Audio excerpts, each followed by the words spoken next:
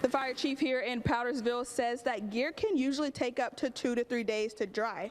With this turnout gear dryer, that process has been cut down to just a few hours. When you buy a real Christmas tree, it's important for it to maintain water. If you take a look at this tree behind me, at the bottom, it is sitting in a bucket of water to make sure the moisture remains throughout the tree. Thanks, Nick and Jada. I'm here at the Congaree River, and I don't think many people expected this, but the things that were pulled out of the river dates all the way back to the Civil War. There were canister balls, rifle muskets, and more that were pulled out of this river. With that being pulled out a year ahead of schedule, officials believe that this location has a ton of potential. Earlier today, Governor Henry McMaster signed a bill at the State House that will provide aid for kinship caregivers. Before, only foster families received monthly payments from the government, and kinship caregivers received nothing. It felt like everybody knew how to spell and read except me. The fourth grade students at Lakes and Bridges Charter School in Easley, now published authors, When it was my turn, I couldn't read at all. sharing their journey with dyslexia. The book is called Our Journey, an assignment given to the students by their writing teacher, Eleanor Stoker. I'm really amazed at how it came together when we were trying to think of a topic. It was just, we wanted something to be that was meaningful. In the process of writing the book, Stoker, seeing her students had similar struggles at their previous schools. At lunch, no one sat with me. Every student at Lakes and Bridges Charter School has dyslexia, or a language-based learning challenge. In math, I got picked on. The kids, using their voices, Dyslexia is a good thing. reading their stories to the founders of Lakes and Bridges. To hear them read their stories and to understand that coming to Lakes and Bridges changed the trajectory of their educational lives. I don't even have an adjective to describe it.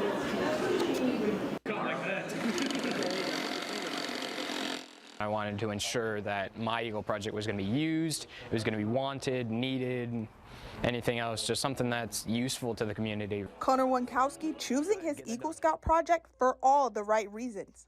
It's a volunteer fire department, so they don't necessarily have the funds that everybody else or any other fire departments would have normally. They're always looking for special options, and I'm just glad that I can give them an option. The project, a mobile gear dryer for Powdersville Volunteer Fire Department. Firefighters here only have one set of gear. You can wash clothes and you can wash turnout gear pretty similarly, but you can't dry them the same way that you can regular clothes. When the gear is not fully dry, they have to grab other gear that doesn't necessarily fit.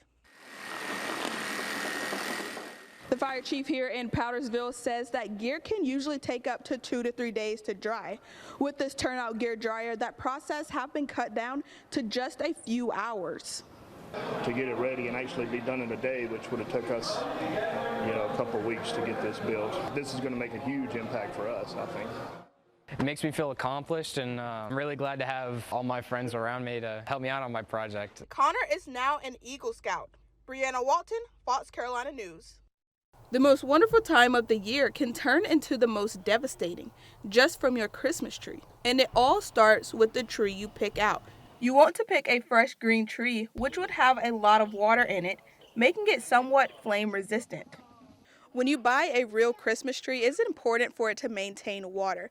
If you take a look at this tree behind me, at the bottom, it is sitting in a bucket of water to make sure the moisture remains throughout the tree. Christmas tree farmer Jonathan Garris says the temperature change from outside to inside causes the tree to need a ton of water once it enters your home. Some people make a mistake is letting the stand run dry.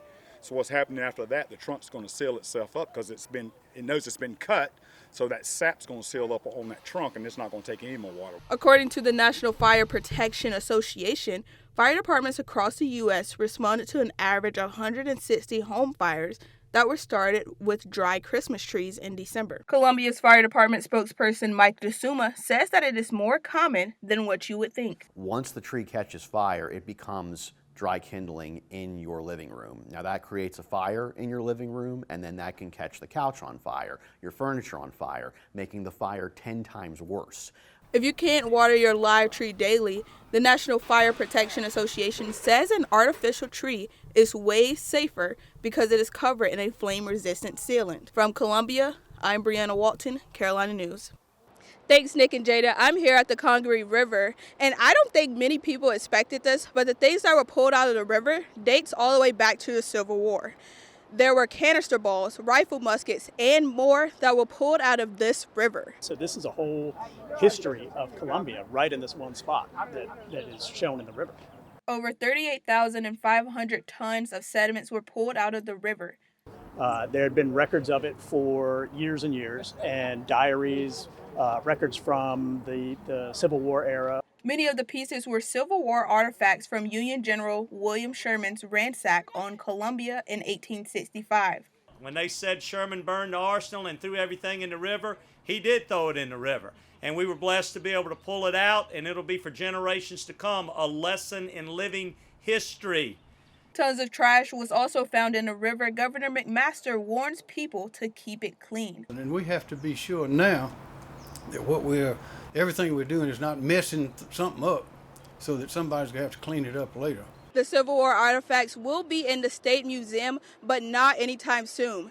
They said that it has to be waxed to be preserved first, but it will expect it in at least a year.